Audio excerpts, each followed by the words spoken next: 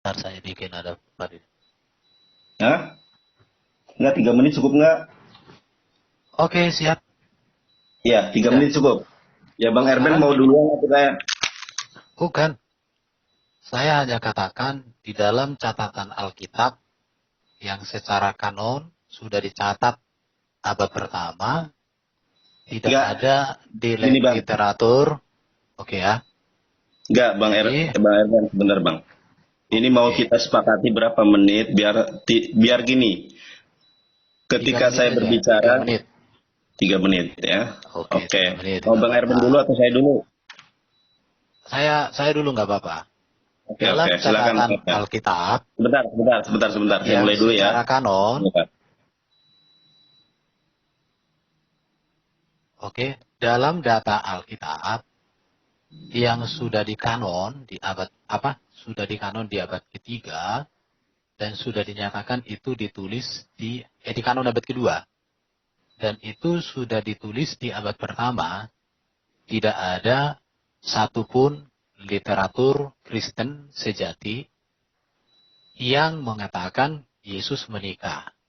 Tetapi Yesus menikah itu ada di dalam kitab-kitab Gnostik yang ditulis di luar abad pertama, dan hal itu sudah diketahui oleh gereja tetapi tidak dimasukkan dalam kanon. Bahkan yang merawat dan yang tetap memelihara data-data itu adalah gereja sendiri. Karena gereja itu terbuka dengan data. Jadi kalau orang mengatakan Yesus menikah, apalagi Yonatan Dandar, konsekuensinya adalah yang pertama, Yesus di dalam Alkitab dengan Yesus di dalam catatan yang kamu akan tunjukkan itu adalah dua sosok yang berbeda. Yang berikut, bahwa Yesus juga yang ada di dalam data itu, dengan ada di dalam Alkitab, dengan Isa di dalam Quran, adalah tiga sosok yang sama. Itu konsekuensinya. Tetapi kalau Yonatan Dandar memaksakan bahwa Yesus di dalam Alkitab, Yesus di dalam kitab Gnostik, dengan Isa di dalam Quran adalah sosok yang sama, maka Dandar sebenarnya sudah mengkadali kitab sucinya sendiri. Karena di dalam kitab sucimu sendiri, tidak ada catatan yang mengatakan Isa menikah. Artinya kamu berdiri di pendirian yang tidak jelas. Quran pun kamu tolak, kitab Injil kami pun kamu tolak, tetapi kamu justru menerima yang sudah ditolak oleh Alkitab dan juga ditolak oleh Quran itu sendiri. Karena kalau kamu setuju Yesus menikah di dalam kitab itu, maka seluruh kisah-kisah di dalam kitab itu juga harus kamu setujui sebagai kebenaran yang sejalan dengan akidahmu Quran. Seluruh isi kitab itu. Karena tidak mungkin yang palsu dengan yang benar harus dijadikan sebagai acuan bersama-sama dalam satu kitab. Tidak mungkin. Karena tidak mungkin racun dan makanan bisa dijadikan sebagai satu kebenaran. Jadi itu saja dari saya. Sekarang kamu buktikan pakai kitab apa Yesus menikah. Oke. Oke, Oke. sebentar ya. Terima kasih Bang Erben atas opening statement-nya. Saya berharap diskusinya akan tetap kondusif sampai waktu yang kita tidak ketahui sampai berapa jam ini, atau mungkin 1 jam sekian ya. Oke, baik teman-teman, saya mulai ya. Ini waktunya 3 menit. Ini waktu tetap berjalan ya. Dilihat di sini tetap berjalan. Saya buka. Jadi begini Bang Erben. Di dalam Lukas 7, Bismillahirrahmanirrahim. Lukas 7:38. Sambil menangis ia pergi berdiri di belakang Yesus, dekat kakinya, lalu membasahi kakinya itu dengan air matanya dan menyekanya dengan rambutnya. Kemudian ia mencium. Kalau masalah mencium itu saya sering teringat seseorang gitu ya, gitu kan, kakinya dan meminyakinya dengan minyak wangi itu. Nah, ini berulang kali Bang Erben. Kalau Bang Erben diskusi dengan saya, sebenarnya bisa kebaca arahnya kemana ya. Tapi saya sering kali bertanya kepada teman-teman Kristen, Sebetulnya orang Yahudi laki-laki dan orang Yahudi perempuan itu boleh enggak saling bersentuhan tangan, apalagi mencium ya. Di sini kan ada mencium. Kalau kita Bang Erben pernah mengalami masa muda kan, kalau mencium itu muah gitu kan. Sampai sekarang juga kalau kita WhatsAppan kan gitu ya. Muah gitu kalau kita sama pasangan kita. Halo babeb gitu kan. Muah gitu kan. Nah, pertanyaan saya Bang Erben, mohon Bang Erben jelaskan kepada saya. Jadi begini Bang, waktunya berapa ini? 1 menit 37. Jadi begini Bang, di dalam Islam itu, Yesus menikah atau tidak menikah bukan hal yang fundamental atau bukan hal yang esensi, bukan hal yang substansi di dalam agama kami. Yesus menikah atau tidak menikah, itu tidak ada masalah bagi kami. Kalaupun pada pagi hari ini Bang Erben mampu membuktikan bahwa Yesus tidak menikah, saya akan, oh berarti begitu ya. Saya akan akui itu. Tidak akan, wah enggak harus menikah, enggak. Saya akan akui itu. Nah, yang jadi pertanyaan saya Bang Erben, boleh enggak seorang Yahudi laki-laki kemudian mencium, mohon maaf kebalik, seorang perempuan Yahudi boleh enggak mencium seorang rabi, seorang laki-laki Yahudi? Karena di sini jelas narasinya ya, ada kata-kata diksi mencium. Nah, kalau Bang Erben, sekali lagi kalau kita mengalami masa-masa muda gitu kan ciuman itu sangat indah saudara. Apalagi cinta pertama gitu kan. Wah gitu kan sangat enak. Jadi pertanyaan saya itu Bang Erben. Oke. Oke. Waktu saya masih ada, sebentar Bang. 25 menit. 25 detik. Boleh enggak seorang Yahudi dicium oleh seorang bagi dia seorang rabi? Terima kasih Pak Erben. Nanti waktunya kalau sudah selesai akan berbunyi. Sebentar ya. Saya balikan dulu kamera. Balikan dulu kamera. Pasti berbunyi. Nah, sebentar. Tuh, oke ya. Tapi silakan Pak Erben, bro, saya mohon jawabannya gini, dari. Karena ini kan satu arah kan topiknya kan. Saya pikir waktu untuk saya harus lebih banyak, bro. Menurut saya harus begitu karena satu arah. Kecuali kalau bahas juga, kecuali kalau bahas juga Quran ya sama dong. Tapi kalau minta waktu berapa? Kalau enggak, kita samakan aja waktunya. Kalau Pak Erben mau 4 menit ya kita atur 4 menit. Ya masalahnya kalau aku 4 menit, kamu mau 4 menit kan tetap juga. Masa? Oke. Sama dengan Pak Erben. Bikin aku 5 menit lah, kau 3 menit. Kan itu udah bisa. Gimana ini? Ya iya dong, karena satu arah. Kan kita saling bergantian ya? Bukan. Masalahnya satu arah yang dibahas Alkitab. Kecuali yang dibahas Quran, saya 3 menit terlalu banyak waktu, saya katakan. Oke, saya kasih 5 menit. Oke, saya kasih 5 menit, nggak masalah ya. Oke, saya kasih 5 menit, silakan. Saya jawab. Yang pertama, Bro Nandar, mungkin kamu kurang jeli membaca, mungkin penglihatanmu itu minus. Kenapa saya katakan minus? Karena kamu tidak bisa membaca secara teliti. Jelas kok dikatakan ayat 38. Sambil menangis, ia pergi berdiri di belakang kaki Yesus dekat kakinya, lalu membasahi kakinya itu dengan air matanya, dan menyekanya dengan rambutnya. Kemudian ia mencium kakinya dan meminyakinya dengan minyak wangi itu. Saya tidak tahu Bro Nandar dapat ajaran seorang istri bisa mencium kaki seorang suami. Atau seorang pacar mencium kaki suami dan menangis terisak-isak rambutnya untuk menyeka pacarnya. Menurut saya ini perbuatan yang gak benar kalau itu seorang pacar atau seorang istri. Mungkin di dalam ajarannya Yonatan Nandar atau dalam keyakinanmu, ketika kamu mungkin jatuh cinta dengan seorang cewek atau seorang cewek jatuh cinta padamu, maka cewek itu harus menyeka kakimu dengan rambutnya, meminyakinya, kemudian dicium-cium kakimu. Kalau itu memang model pacaran ala Nandar, ya menurut saya yang harus disalahkan itu ya konsepmu, bro. Baru, kalau kamu melihat juga peristiwa ini, sebenarnya sudah dijelaskan juga oleh kenyataan di sini. Ketika orang Farisi yang mengundang Yesus melihat hal itu, ia berkata dalam hatinya, jika ia ini nabi, tentulah ia tahu siapa dan apakah yang perempuan yang menjamahnya itu. Tentu ia tahu bahwa perempuan itu adalah seorang berdosa.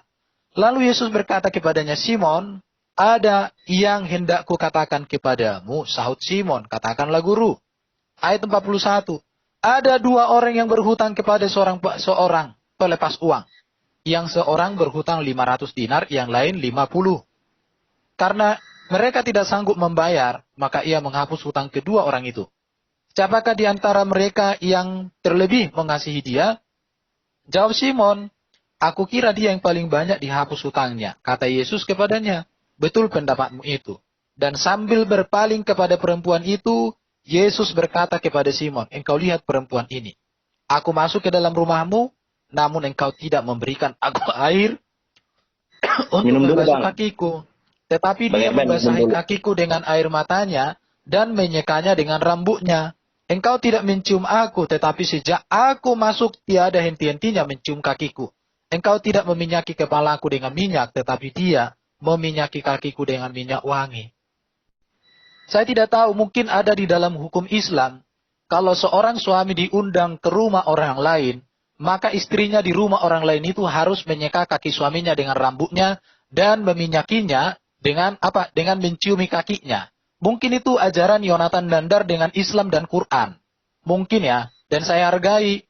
Atau mungkin Yonatan Nandar punya ajaran kalau berpacaran, bahwa pacarnya diundang oleh orang terhormat, pacarnya itu harus menyeka rambutnya, dan juga kemudian mencium-cium kakinya di rumah orang lain, di mana dia menjadi seorang tamu.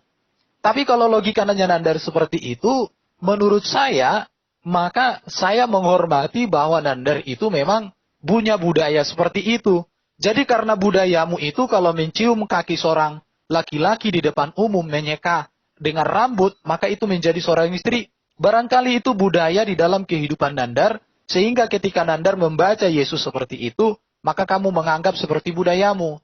Tetapi Yesus sudah menjelaskan di sini, itu dilakukan oleh seorang wanita itu, dan seorang wanita ini kan seorang perempuan yang gak beres.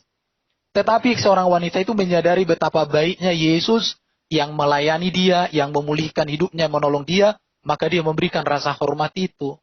Itu menurut saya sudah cukup penjelasan saya, bro. Sudah cukup. Iya, iya.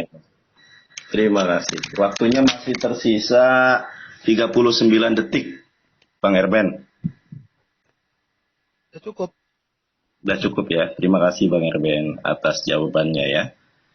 Waktunya masih tersisa 24 detik. Saya reset ya. Reset ya. Saya waktu 3 menit aja.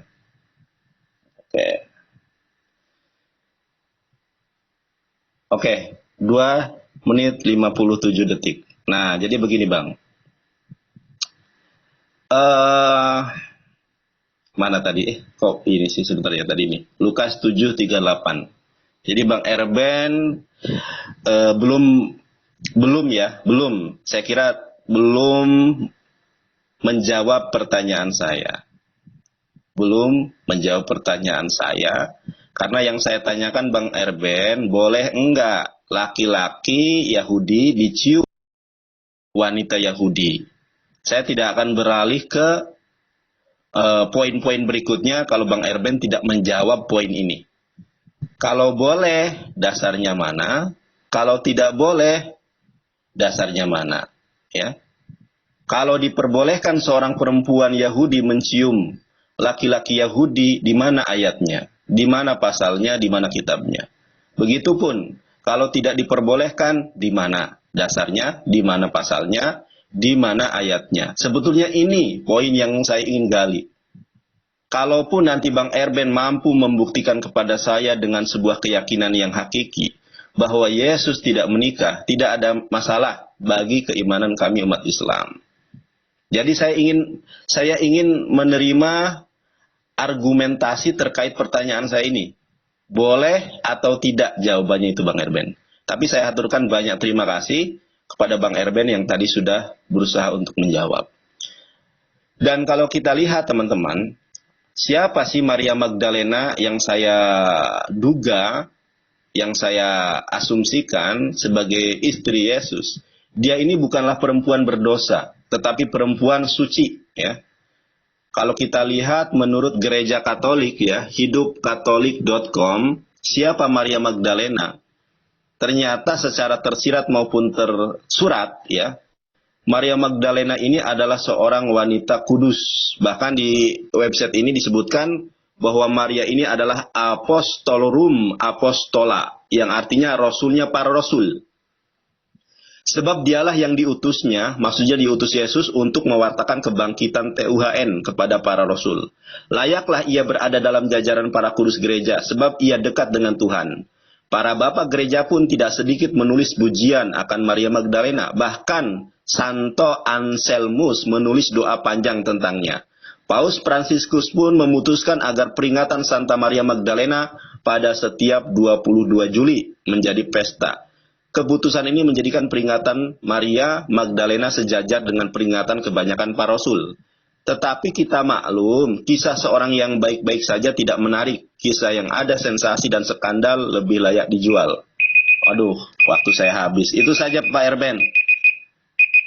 Waktu saya habis, jadi tolong lebih fokus kepada diksi mencium.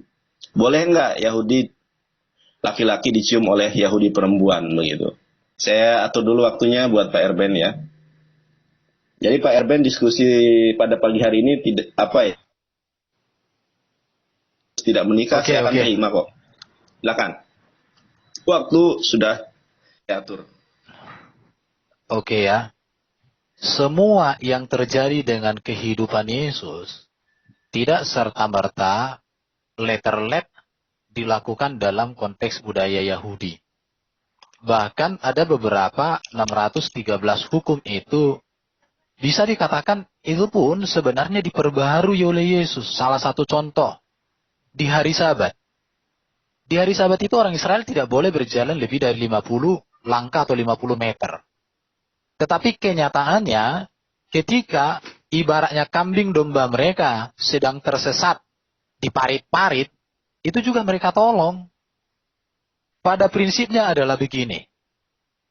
Jika itu untuk sesuatu kebaikan yang membangun kehidupan banyak orang, itu boleh dilakukan. Bahkan Yesus mengatakan dia lebih tinggi, anak manusia lebih tinggi daripada hari Sabat. Artinya apa?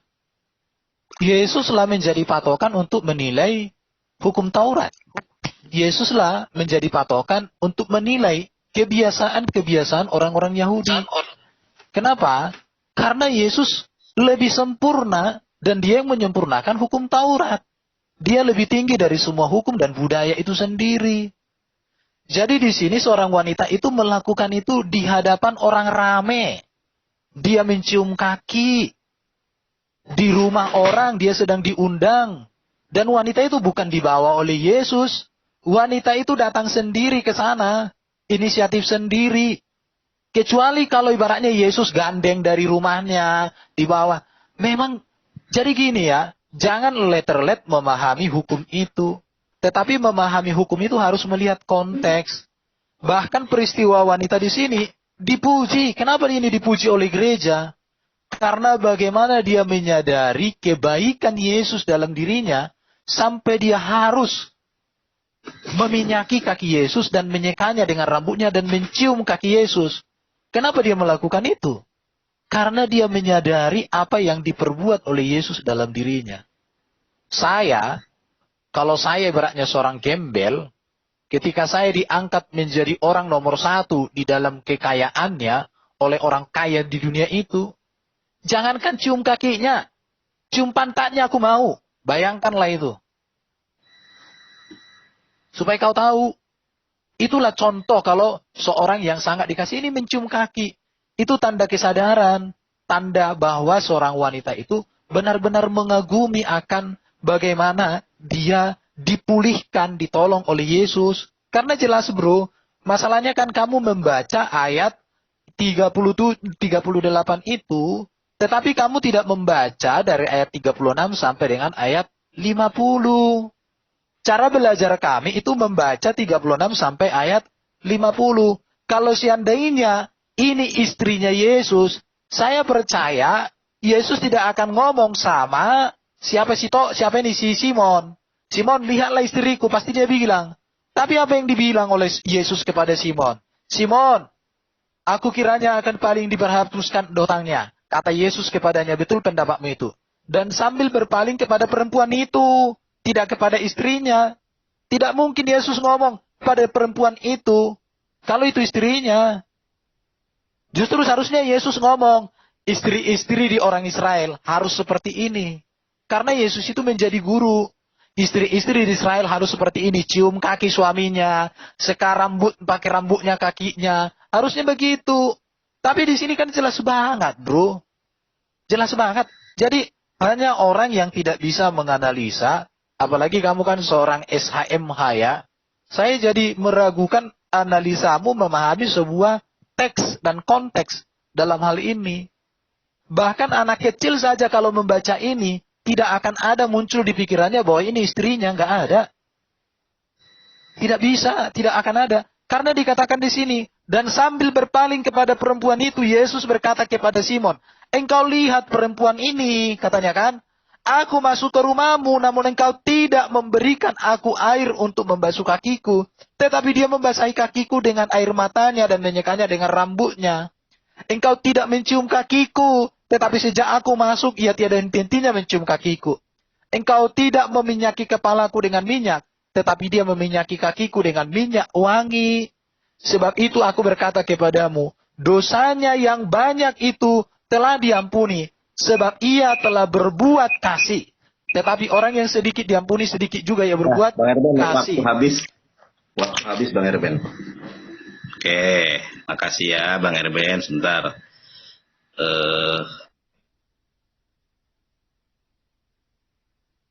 Mana sih ini data? Oke. 3 menit. Start. Ya, oke, terima kasih. Sosok Maria Magdalena, ya. Ternyata Maria Magdalena ini bukanlah perempuan berdosa. Bahkan gereja Katolik itu membantah loh. Sebentar di sini ya. Mana di sini? Nih. Yesus tentang pengampunan dosa. Dosanya tidak banyak itu. Sekali lagi tidak disebutkan bentuk dosanya. Jadi Maria Magdalena itu tidak tahu ini dosanya apa gitu.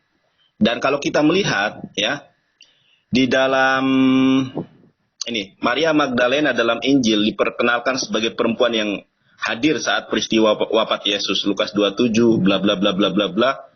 Kalau kita ulas ini, bahkan yang salah satu murid yang dikasihi Yesus itu adalah Maria Magdalena, yang pada saat itu hadir ada 3 orang yang bernama Maria.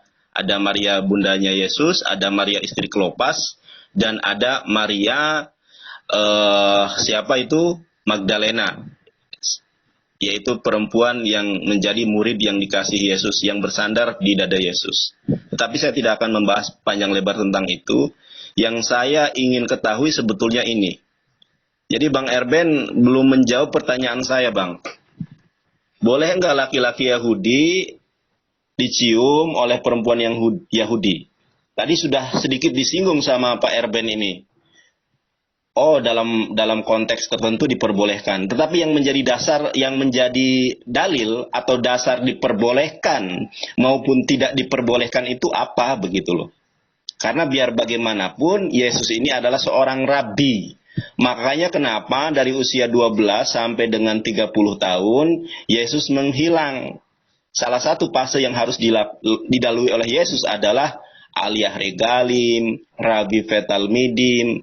Untuk beralih ke fase aliyah regalim ke rabi fetal midim, syaratnya harus menikah loh. Saya belum lari ke situ. Yang ingin saya cari dari Bang Erben dengan penuh rasa hormat dan kerendahan hati saya, ini dasarnya mana loh? Seorang laki-laki boleh dicium oleh seorang wanita Yahudi. Di bawah ada Ustadz Alwan. Ustadz Alwan, saya mohon maaf ya, Bang Erben gak mau bertiga. Bang Erben maunya berdua saja. Nanti setelah kajiannya selesai, nanti Ustadz Alwan boleh masuk. Atau saya bolehkan naik Pak Alwan, Ustadz Alwan, Bang Erben? Nggak boleh? Terserah kalian. Oke. Jadi itu Pak Erben, saya pengen banget ya. Saya begini bro, saya kan Silakan. udah Enggak, jelaskan. waktu saya masih ada ini. Silakan, Oke. silakan. Ini Saya sudah saya kan stop udah ya. jelaskan tadi, ya. Oke, kau lanjut aja. Tar. Ini, silakan Pak Erben. Sudah? Siap. Jadi gini, Ya, silakan. Yesus itu lebih tinggi dari budaya Yahudi. Bahkan ada banyak hal yang dilakukan oleh Yesus itu sebenarnya sesuatu hal yang mengagetkan orang-orang Yahudi pada waktu itu. Itu harus.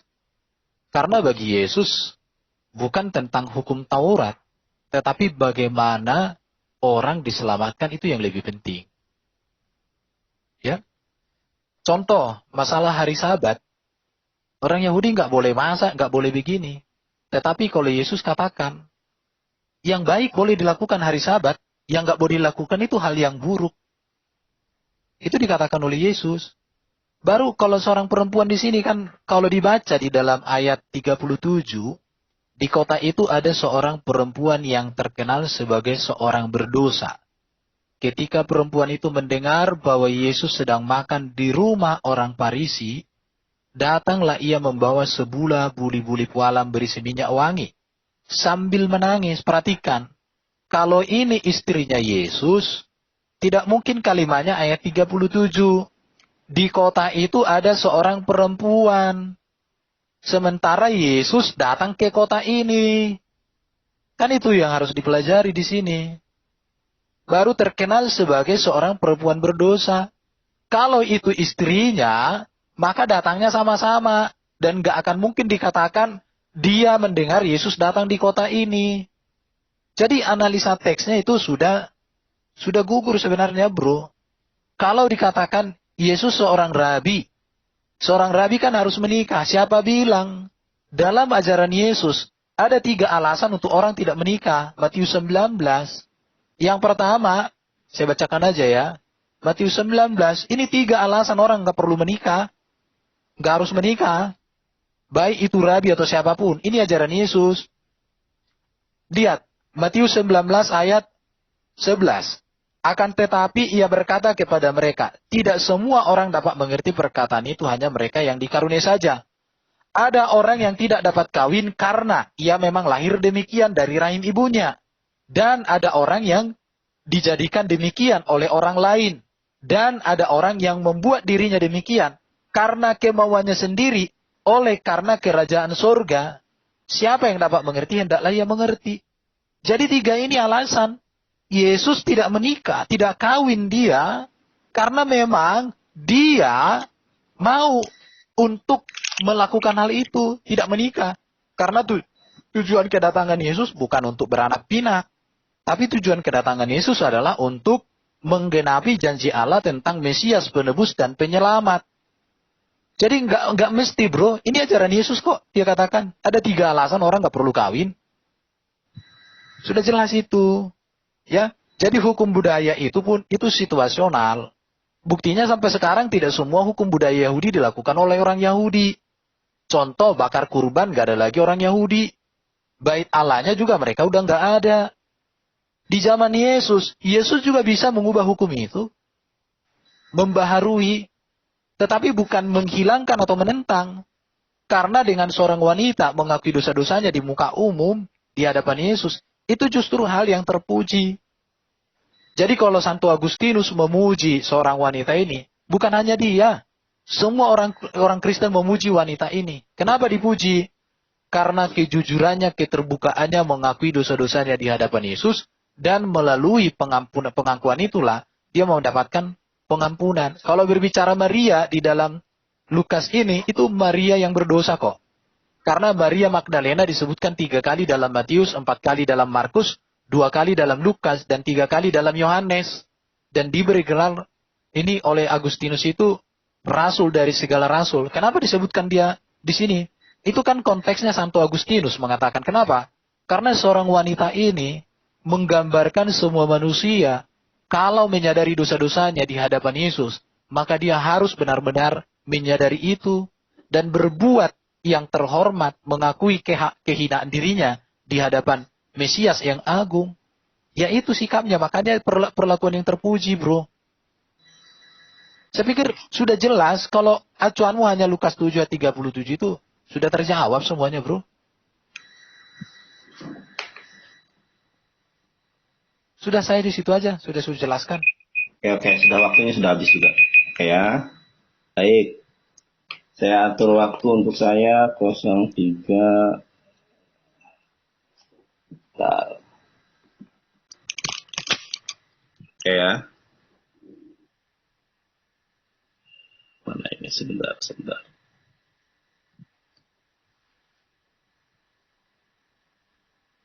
Oke, saya atur waktu untuk saya ya. Bismillah. Nah, jadi begini ya. Memang saya ketika bertanya kepada teman-teman Kristen itu tidak ada yang kemudian, mohon maaf Pak Erben ya, tidak ada yang menjawab secara dalil begitu ya. Karena begini, kenapa teman-teman Kristen ketika ditanya, Yesus kok menghilang sampai 30 tahun? Ya sampai usia 30 tahun baru dia hadir dan muncul kembali. Karena mengikuti tradisi Yahudi untuk belajar, untuk menjadi seorang rabi.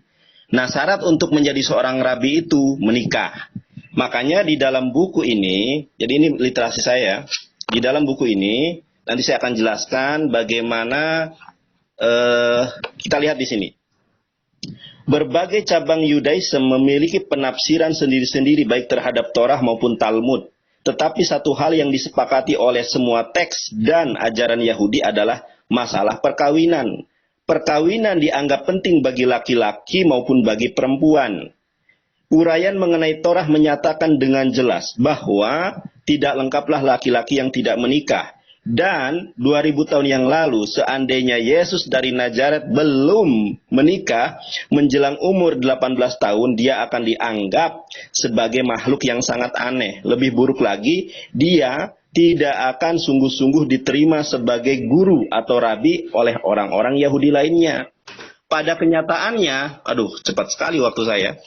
Pada kenyataannya, Yesus dipanggil Rabi di dalam Markus 12 ayat ke-29 sampai 32 dipanggil Rabi. Di ayat-ayat lain pun banyak sekali Yesus dipanggil Rabi.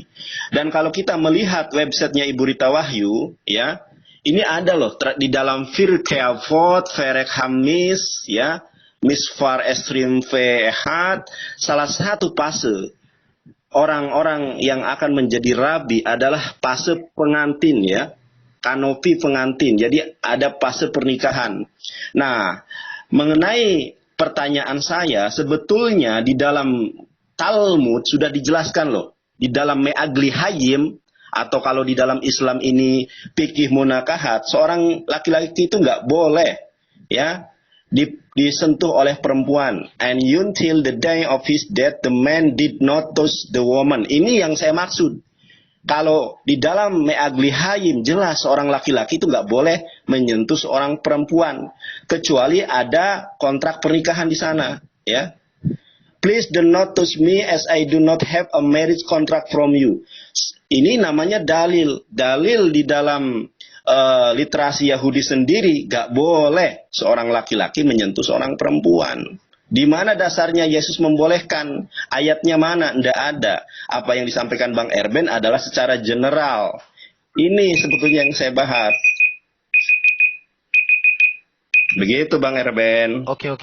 Saya gini, bro. Kita akan bicara aja gini. Bikin dulu waktu saya. Iya, sebentar. Oke, kita akan bicara dulu hukum perkawinan Yahudi ya. Hukum pernikahan atau perkawinan Yahudi itu kan melalui 2 tahap. Ada namanya kidusin dan satu lagi yang namanya itu nisuim. Kidusim itu atau erusin dengan nisuin itu kan pertunangan dan pernikahan. Tidak ada catatan di dalam kitab Injil, bahkan di data yang kau tunjukkan tadi, Yesus melakukan tahap ini. Di situ ya. Bahkan juga ada penandatanganan akad nikah. Ada juga namanya rakup nikah. Ada juga kerudung pengantin. Baru ada juga mengitari mempelai pria. Baru penyerahan cincin pertunangan. Baru ada di sana 7 berkat ya. Sefa berakot. 7 berkat didasarkan pada Hazza dan Rabi. Upacara pemecahan gelas ada. Ikut. Nggak ada ini tari-tarian khusus, nggak ada. Jadi kalau kamu katakan dia menikah, seharusnya justru sekarang bro membuktikan di mana Yesus dengan Maria itu melalui proses kidusin atau nisuim. Itu yang pertama harus kau jelaskan. Baru di mana mereka mengadakan penandatanganan akad nikahnya. Karena itu ada. Baru ada namanya rakub nikah. Upacara adat pernikahan Yahudi dilaksanakan di bawah sebuah kuppah atau rangkup nikah, melambangkan rumah baru yang dibangun kedua mempelai saat menjadi suami istri di mana. Baru ada juga kerudung pengantin. Sebelum upacara pernikahan, umat Yahudi memiliki kebiasaan ini. Kalau Yahudi Askenazia, kalau mau pakai istilah dari sana, baru ada juga di sini mengitari mempelai. Kalau di apa ini? Sesampainya di kupah itu mempelai wanita harus berjalan mengitari mempelai pria. Harusnya disebutkan lagi sama bro ini. Kapan Yesus melakukan? Bahkan ada lagi kalau di Yahudi ya, ada penyerahan cincin. Apakah ini ada di Talmud ini? Apakah Yesus menyerahkan cincin juga? Mereka saling menyerahkan cincin. Adakah mereka di situ mengadakan namanya upacara pemecahan gelas? Apakah mereka melakukan ikut? Apakah ada di situ tari-tarian khusus? Orang nggak ada. Orang itu sedang Yesus diundang ke rumah seorang bernama Simon. Jadi semakin bro berbicara budaya, semakin bro menambah budaya di situ. Karena secara akad nikah, akad perkawinan atau pernikahan Yahudi, apa yang ada di dalam data yang kamu tunjukkan semakin menunjukkan bahwa sesungguhnya datamu itu bukan data. Ini lihat, jadi kita teliti dulu. Kalau masalah ibaratnya, boleh nggak seorang wanita dicium kakinya? Secara hukum tidak boleh kalau di dalam budaya Yahudi. Tetapi yang namanya seorang wanita yang begitu menyadari dosa-dosanya di hadapan Yesus yang suci dan kudus. Dan ada dia punya kesempatan untuk mengucapkan rasa syukurnya. Karena dia ditolong, diampuni oleh Yesus, didamaikan hatinya oleh Yesus. Maka hukum itu dengan sendirinya tidak apa-apa itu dilanggar itu. Karena itu tidak menyalahi juga. Karena dia ingin mengucapkan rasa syukur. Sama seperti contoh ya, Jokowi tidak ada di dalam protokol itu bahwa masyarakat itu boleh memegang-megang itu karena dijaga. Tetapi ada seorang wanita, ada kesempatan mobilnya Pak Jokowi sampai lari dia ke tengah-tengah hanya untuk salaman Pak Jokowi ini. Jadi contohnya seperti itu. Protokol presidenan dilanggar oleh seorang wanita karena mengungkapkan rasa cintanya kepada Presiden Jokowi. Dan akhirnya Pak Jokowi pun berhenti di salam. Jadi foto akhirnya. Itu melanggar. Protokol kepresidenan itu dilanggar. Tetapi justru itu ungkapan kecintaan daripada masyarakat Indonesia kepada Pak Jokowi. Demikian juga Yesus. Seorang wanita ini begitu mengagumi Yesus. Begitu dia merasakan kelegaan, kelepasan. Karena dia seorang berdosa. Dipulihkan, ditolong oleh Yesus. Maka protokol budaya itu dia langgar. Tetapi pelanggaran itu justru menunjukkan siapa Yesus itu. Karena Yesus juga menerima. Sama Pak Jokowi. Tidak dibilang sama Pak Jokowi, kamu melanggar protokol kesehatan, proses hukum. Nggak ada dibilang Pak Jokowi kayak gitu sama seorang ibu-ibu yang Pak Jokowi mobilnya sedang jalan itu. Tidak ada dibilang Pak Jokowi, hei wanita penjarakan ini, melanggar protokol presiden ini. Nggak ada. Justru ini Pak Jokowi, stop. Dihentikan mobilnya, baru foto bersama. Melanggar protokol kepresidenan. Tetapi justru itu menunjukkan cintanya. Dan Pak Jokowi justru awalnya, waduh luar biasa. Luar biasa. Saya pikir sudah jelas bro. Kalau masalah ibaratnya seorang wanita itu melanggar protokol budaya Yahudi. Ya saya kasih gambaran lah seorang wanita yang melanggar protokol pengamanan presiden hanya untuk berfoto dengan presiden. Tetapi wanita yang melanggar protokol presiden itu tidak dipenjarakan, tidak dihukum. Waktu Menurut habis. saya sudah jelas. Waktu habis Pak Erben. Saya setting waktu untuk saya ya. Oke, sebentar.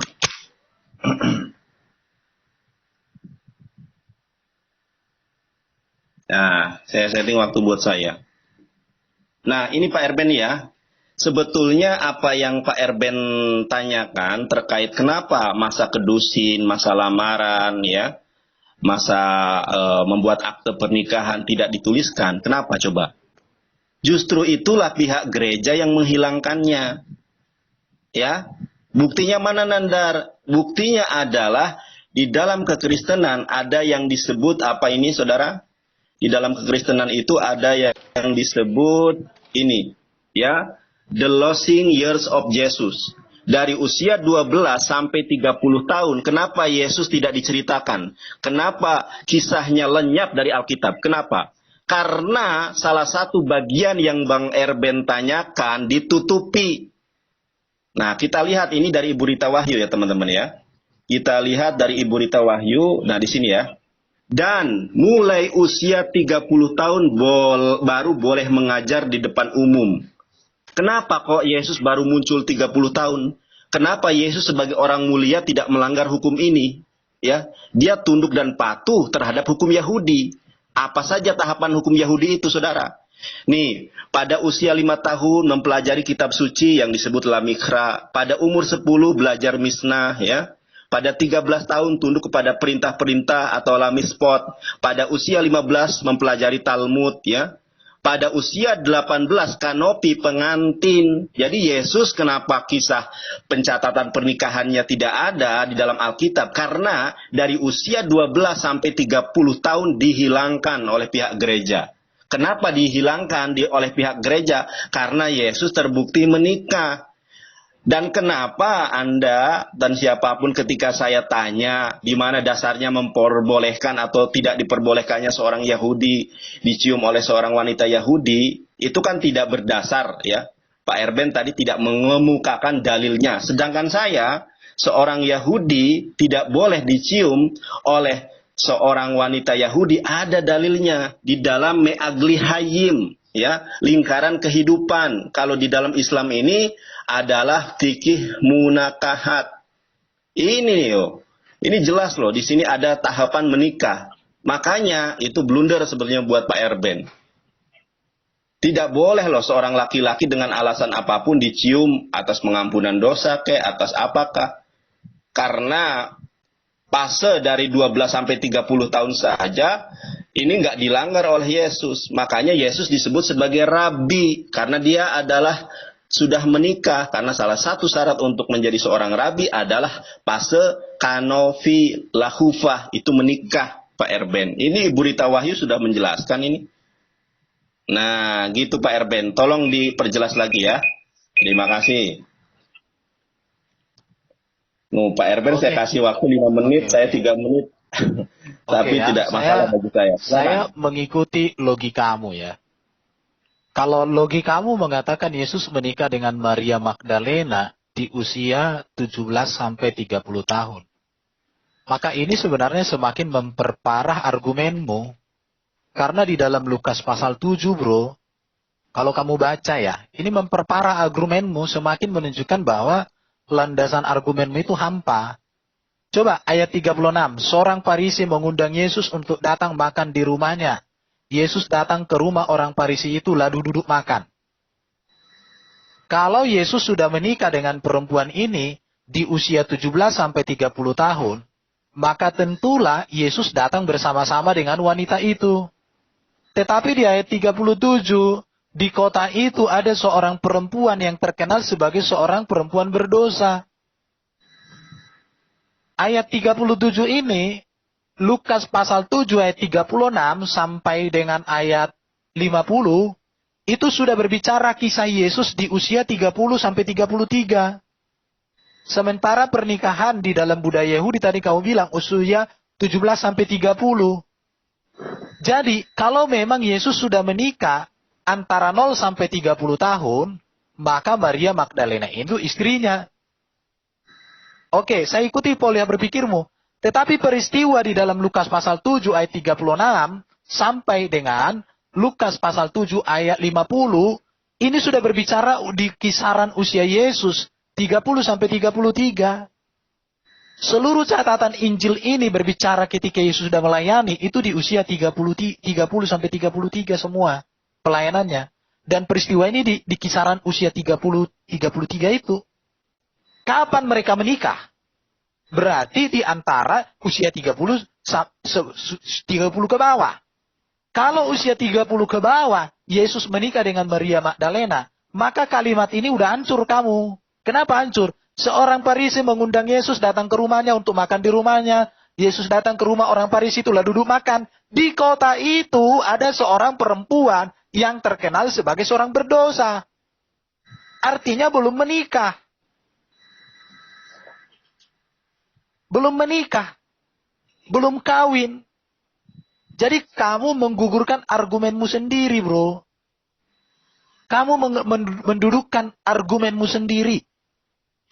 Argumenmu sendiri kamu gugurkan dengan argumenmu yang baru. Itu menunjukkan betapa lemahnya kamu menganalisa data ini. Dan saya kalau melihat usia Yesus 12-30 tahun tidak ada catatan dia menikah. Kalau kamu tuduh orang Kristen, gereja menghilangkan. Apa kepentingan gereja menghilangkan itu?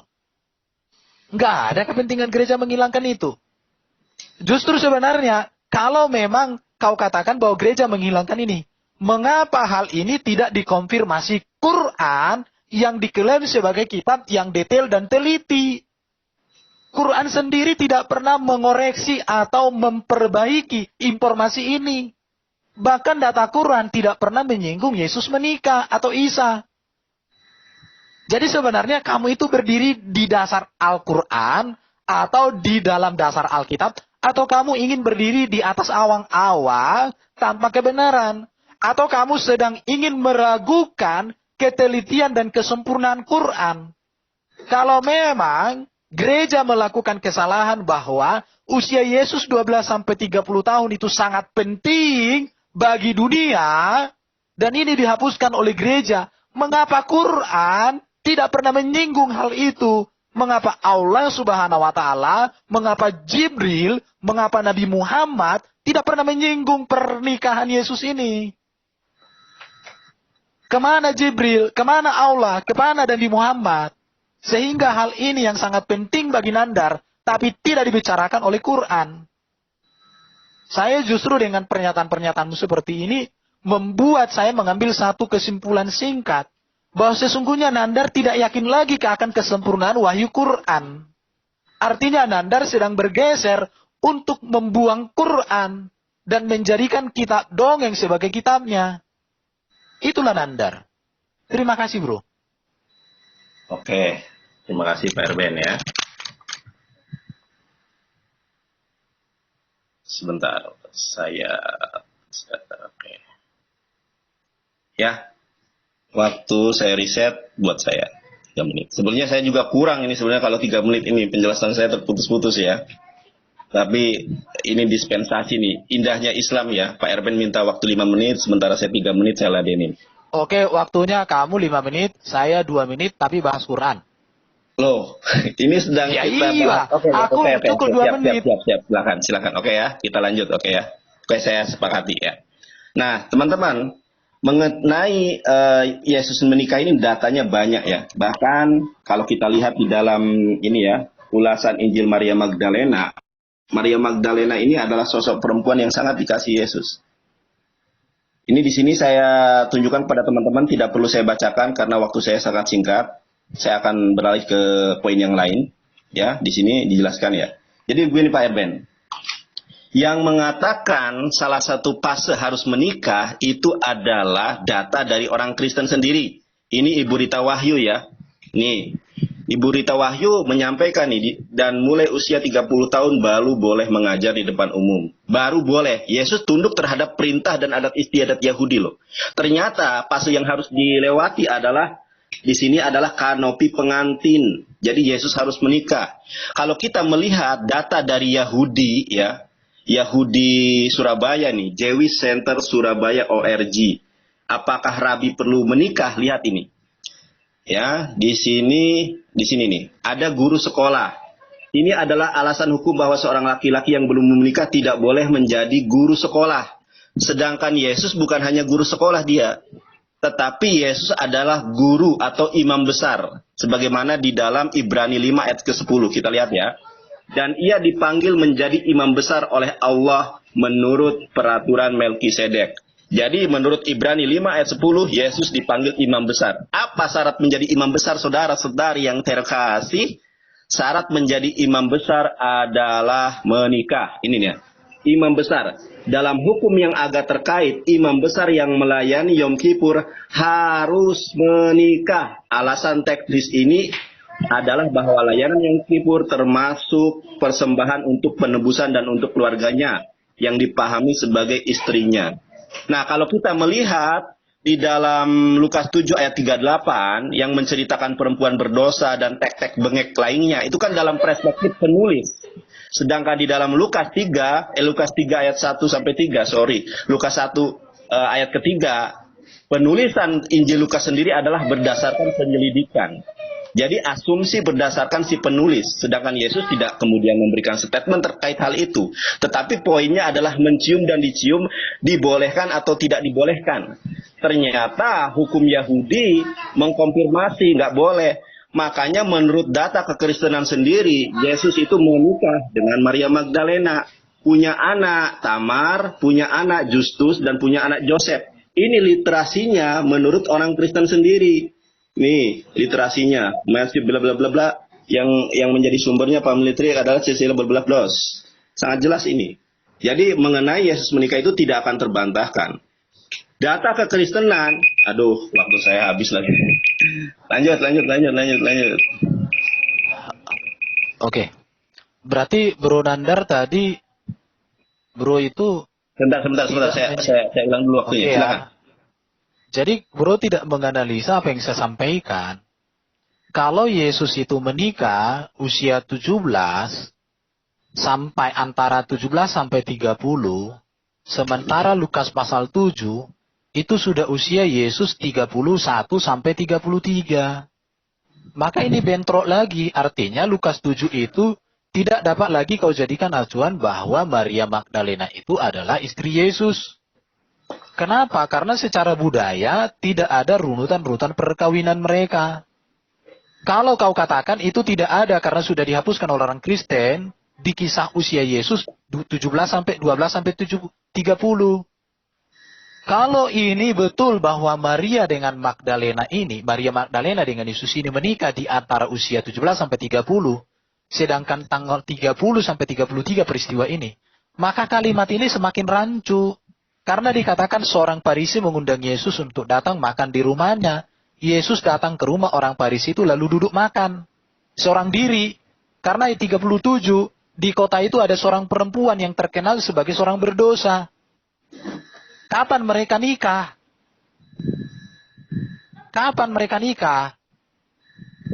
Kan itu masalahnya. Kalau seorang wanita mencium kaki Yesus, saya katakan, memang wanita itu melanggar protokol budaya Yahudi. Sama seperti seorang wanita yang pengen jumpa dengan Jokowi, melanggar protokol pengamanan presiden. Tapi itu tidak ditahan. Wanita ini pun tidak dihakimi oleh Yesus. Karena wanita ini sedang mengungkapkan kecintaannya kepada Yesus. Baru kalau kamu mengatakan Yesus imam besar, kamu kembali lagi menunjukkan bahwa kamu tidak pernah membaca secara utuh. Yesus imam besar berdasarkan peraturan Melkisedek, perjanjian imam Melkisedek. Bukan perjanjian imam besar Harun. Karena Yesus itu lebih tinggi dari imam besar Harun. Kamu baca itu Ibrani. Ya, Ibrani pasal 7, Kristus dan Melkisedek. Kristus imam besar yang lebih tinggi daripada Harun. Kenapa? Karena Yesus itu imam besar, bahkan di dalam pasal 8 itu imam besar perjanjian baru. Jadi Yesus itu keimam besarannya tidak lagi mengacu kepada imam besar Harun. Karena imam besar Harun itu dia orang berdosa, mempersembahkan korban pagi dan petang, setiap tahun di atas tabut. Sedangkan Yesus satu kali selama-lamanya melalui kematiannya. Jadi mbok kalau baca itu baca utuh. Jangan baca hanya seprintir. Kalau kamu membaca seperti itu caranya Nandar, saya katakan, kamu masih selevel dengan cara belajar iblis, belajar Alkitab. Karena iblis itu suka comot satu ayat, tapi menarik kemana-mana. Hanya untuk tujuan membodohi dan menyesatkan orang bodoh. Tapi orang Kristen yang cerdas tidak akan bisa kau kibuli. Coba baca ini. Ibrani pasal 7 sampai pasal 8, ya, itu berbicara keimamatan Yesus. Bahwa dia imam besar bukan berdasarkan peraturan ini, peraturan keimaman Harun. Tapi berdasarkan imam besar Melkisedek. Di situ bro. Jadi, saya juga jadi tergelitik juga ya. Rupanya di zaman Yesus usia pernikahan orang Yahudi 17 tahun. Berarti kalau ada pernikahan sebelum 17 tahun, itu bukan ajaran dari Tuhan. Karena budaya Yahudi yang punya Tuhan itu, usia pernikahan berdasarkan data yang dibaca Nandar 17 tahun. Jadi kalau ada siapapun yang menikah di bawah 17 tahun, itu bukan ajaran yang berasal dari Tuhannya orang Yahudi. Tapi itu Tuhan-Tuhan yang lain. Dan itu bukan Tuhan yang benar. Ah, kena lagi kau kan Nandar kan? Beri bro. Orang Yahudi menikah usia 17 tahun. Kalau ada pernikahan di bawah usia 17 tahun, itu berarti pernikahan yang bertentangan dengan hukum Tuhan Israel. Haleluya. Haleluya. Terima kasih ya. Oke, saya Pak pikir RB. Nanar nggak ada lagi maju-majunya bro. Enggak, ini Sudah belum jelas. selesai saya. Saya belum selesai Saya Pak RB. sudah cukup. Saya Oh, jawabannya sudah. hanya gitu. Sudah. Analisa teks itu terlalu bawah sekali. Jadi nggak seru diskusi samamu. Ini bro Nandar ya, bro Nandar. Ekspektasi saya, bentar. Ekspektasi saya dengan kamu itu, karena kamu kan seorang pengacara, MH lagi kan. Ekspektasi saya itu kamu punya analisa teks dan konteks itu sebenarnya harus brilian. Saya pikir kamu itu sebenarnya harus seperti orang MH lah, master hukum. Ini waktu saya ya. Orang hukum itu, bentar. Aku ekspektasi saya tadi, makanya aku minta berdua. Saya ketemu dengan seorang debater muslim yang punya analisa teksnya sangat tinggi. Tetapi justru kamu berbenturan dengan dirimu sendiri, itu yang saya temukan. Kamu bilang tadi contoh ya, ini di luar ini. Kamu bilang tadi bahwa usia 17 tahun. Saya mengikuti logikamu, hancur juga bro. Bukan logika saya. Pak Erben, sebentar Pak Erben ya. Ini yang perlu saya luruskan. Saya tidak berasumsi dari awal saya berbicara sampai akhir detik ini Pak Erben mengatakan saya berasumsi. Saya tidak pernah berasumsi. Semua data literasi ada datanya. Ini nih ya, datanya dari kekristenan itu sendiri. Saya tidak ada asumsi di sini. Justru Pak Erben yang mengatakan ini dan itu asumsi. Apa? Di mana diksi saya yang bernarasi itu asumsi? Semuanya berdasarkan data. Ini data dari Ibu Rita Wahyu, data yang kerap kali dirujuk oleh orang-orang Kristen. Kemudian kalau dari Yahudi, ini dari Yahudi Surabaya, bahwa imam besar harus kawin. Mau imam besar dari Harun, mau imam besar dari peraturan Melkisedek, semua imam besar, apalagi Yesus tunduk dan patuh terhadap ajaran Yahudi, harus kawin dia. Datanya semua dari kalangan Yahudi atau Kristen. Saya tidak pernah membawa data yang berdasarkan asumsi saya pribadi. Makanya kalau Pak Erben siap, ini saya akan lanjutkan pemaparan saya terkait Yesus menikah. Karena belum klimaks ini. Gimana Pak Erben? Mau atau enggak? Sedangkan Pak Erben, saya tanya di mana larangan atau diperbolehkannya Yesus kemudian dicium oleh seorang wanita Yahudi. Pak Erben kan hanya mengasumsikan dengan protokol presiden ini dan itu. Tetapi secara ayat tidak ada.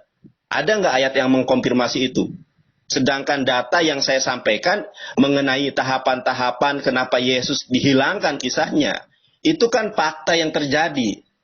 Alkitab hanya menceritakan usia Yesus sampai 12 tahun. Dari 13 sampai 30 tahun tidak ada. Kenapa demikian? Ternyata orang Kristen beranggapan karena usia 30 tahun inilah seorang Yahudi boleh mengajar. Dan syarat untuk mengajar harus kawin. Sebagaimana website yang saya tayangkan ini dari orang Yahudi. Ya, apakah Yesus dipanggil sebagai seorang rabi? Baca Markus 12 ayat ke-32. Lalu kata ahli Taurat itu kepada Yesus, tepat sekali guru. Nah, kita lihat datanya. Syarat menjadi seorang guru itu menurut adat istiadat Yahudi apa? Ternyata syarat menjadi seorang guru menurut adat istiadat Yahudi adalah kawin. Nah, di dalam Markus 12:32, ini adalah orang Yahudi Parisi ya, Saduki. Ya, orang Saduki itu kan orang yang tahu sendiri seperti apa karakternya. Tetapi dia mengakui Yesus sebagai guru loh. Kenapa? Kita lihat di sini. Berbagai cabang Yudaisme memiliki penafsiran sendiri-sendiri baik terhadap Torah maupun terhadap Talmud. Tetapi satu hal yang disepakati oleh semua teks dan ajaran Yahudi adalah masalah kawin. Perkawinan dianggap penting bagi laki-laki maupun bagi perempuan. Uraian mengenai Torah menyatakan dengan jelas bahwa tidak lengkaplah laki-laki yang tidak menikah. Dan 2000 tahun yang lalu, seandainya Yesus dari Nazaret belum menikah, menjelang umur 18 tahun, dia akan dianggap sebagai makhluk yang sangat aneh. Bayangkan betapa sebuah kewajibannya menikah, sampai kalau Yesus tidak menikah akan dianggap sebagai makhluk yang sangat aneh. Implikasinya apa? kalau usia 18 tahun Yesus belum menikah, lebih buruk lagi, dia tidak akan sungguh-sungguh diterima sebagai guru oleh orang-orang Yahudi lainnya. Pertanyaannya adalah, Yesus diakui guru enggak oleh orang Yahudi? Yesus diakui sebagai rabi enggak oleh orang-orang Yahudi? Markus 12 ayat ke-32 membuktikan bahwa Yesus menikah. Kenapa? Karena Yesus dipanggil sebagai rabi oleh orang Saduki. Tidak dipanggil rabi oleh kalau Maria Magdalena atau para murid memanggil Yesus rabi, itu sesuatu yang wajar. Tetapi ini dipanggil rabi oleh orang Yahudi Saduki, begitu ya. Tepat sekali guru. Data saya ini baik melalui buku yang saya akan perlihatkan kepada teman-teman ya.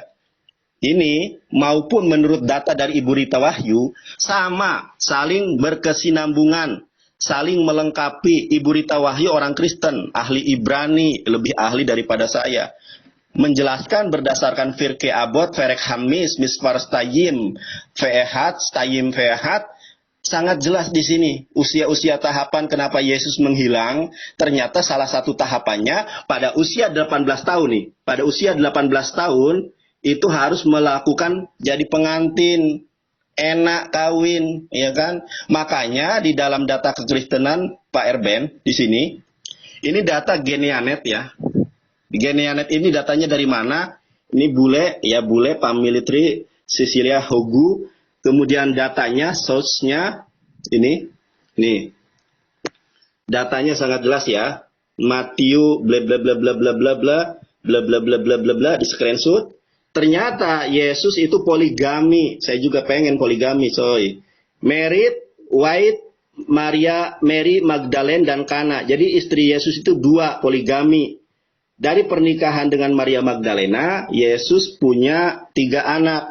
Yang pertama adalah Joseph, yang kedua adalah Justus, yang ketiga adalah Tamar. Di mana Justus ini berada? Di dalam Kolose 4 ayat ke-11. Ini anak Yesus, Pak Erben. Nih, anak Yesus, ya. Dan dari Yesus yang dinamai Justus. Di dalam Kolose 4:11 disebutkan siapa anak Yesus? Justus. Dan dari Yesus yang dinamai Justus. Ini juga bersinergi dengan data yang dihasilkan oleh orang Kristen. Bahwa hasil pernikahan Maria Magdalena dengan Yesus Kristus. Yang pertama adalah Joseph, son of Christus. Yang kedua adalah Jesus atau Justus, son of Christus. Dan Tamar, ini 2 laki-laki. Ini 1 perempuan, usianya 33 tahun. Boleh kiranya mungkin saya juga keturunan Yesus, Bang Erben. Begitu Pak Erben. Justus Pak Erben, anak Yesus itu. Datanya bukan dari orang Islam. Ini datanya dari orang Kristen. Ya, silahkan dilihat nih. Ini datanya, ada notes-nya, ada shot-nya, Matthew, bla bla bla bla. Di screenshot ya. Yesus menikah, kemudian data dari orang Yahudi sendiri. Di sini teman-teman ya. Jewi Center Surabaya ya. Di sini ada sebuah pembahasan 2 tahun yang lalu, apakah rabi perlu menikah? Ternyata oleh Yehuda Surfin. Ternyata rabi itu harus menikah. Yesus apakah rabi? Yesus rabi. Berarti Yesus kawin. Kenapa sih kalau Yesus kawin? Justru kan bagus. Nah, apa itu rabi? Dijelaskan di sini. Rabi sekolah harus menikah, imam besar harus menikah. Ya udahlah, kalau Pak Erben memang tidak mau melanjutkan, saya tidak akan memaksa.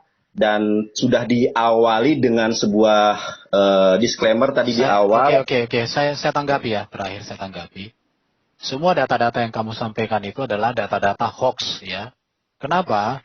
Karena kamu tidak bisa mengkonfirmasi. Contoh, tadi berbicara imam besar, Yesus imam besar bukan berdasarkan perjanjian Harun, tetapi berdasarkan perjanjian Melkisedek. Artinya keimamatan Yesus itu bukan keimamatan seperti itu. Baru kalau seorang rabi lulus sekolah,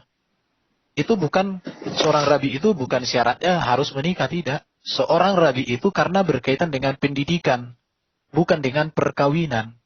Sama seperti seorang sarjana. Sarjana ibaratnya Nandar MH, itu tidak ada hubungan dengan perkawinanmu. tapi hubungan dengan pendidikanmu. Jadi kalau Yesus dipanggil seorang rabi, itu bukan berhubungan dengan keluarga, tapi status pendidikan. Contoh, istrimu nandar 4, gelar sarjanamu apakah jadi 4? Tidak. Mau kau menikah atau tidak menikah, pokoknya kalau kau nggak ikuti semester 1, 2, 3 sampai terakhir, sampai kau nulis skripsi, tetap kau tidak bisa menjadi sarjana hukum.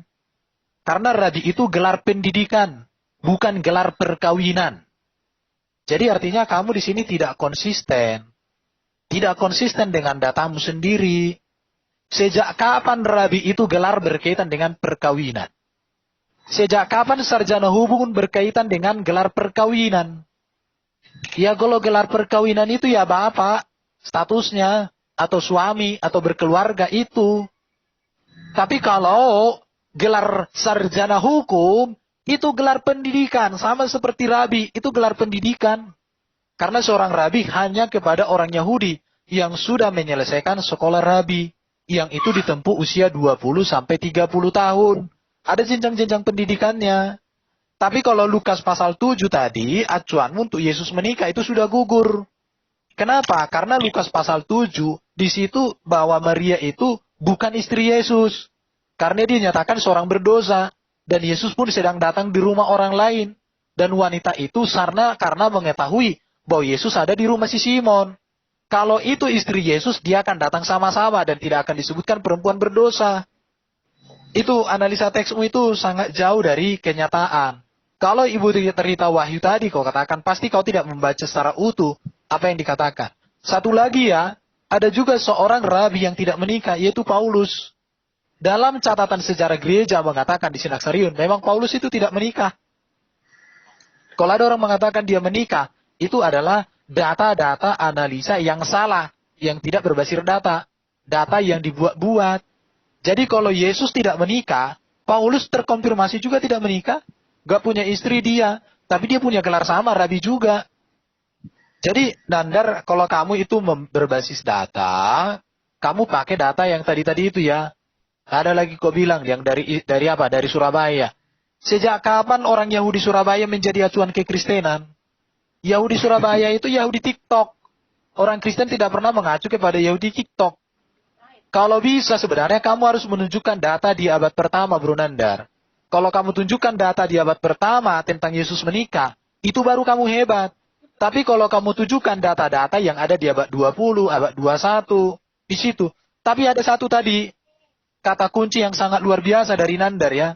Hukum Yahudi itu menikah usia 17 tahun. Berarti kalau ada orang menikah, siapapun itu kalau usianya di bawah 17 tahun, itu sudah pasti bertentangan dengan hukum Yahudi, bertentangan dengan hukum Tuhannya Yahudi, dan itu tidak layak jadi teladan. Haleluya, yeay!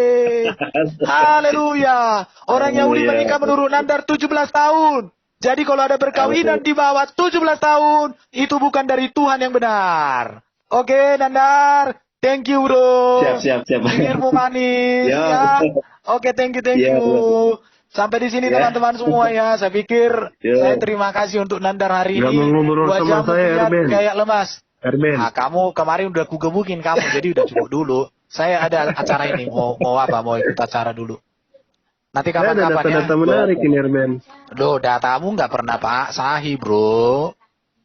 Aku ada acara ini, ada acara perkawinan, jadi saya harus datang. Nandar, bibirmu manis banget ya, Nandar. Oke, Nandar. Nyanyi dulu, Ben. Ben, nyanyi dulu dong. Seandainya aku dekat Nandar, bibirnya ku jadikan lato-lato, supaya belajar berbicara dengan data yang valid. Jangan sampai data yang odong-odong. Kolok-kolok kau Nandar. Nandar, kolok-kolok, lato-lato Nandar. Keren Nandar. Bibir kau manis Nandar. Tertarik saya lihatnya. Mau ku jahit itu. Biar enggak manis sekali itu. Nandar, bibir licin. Oke, thank you ya bro Nandar ya.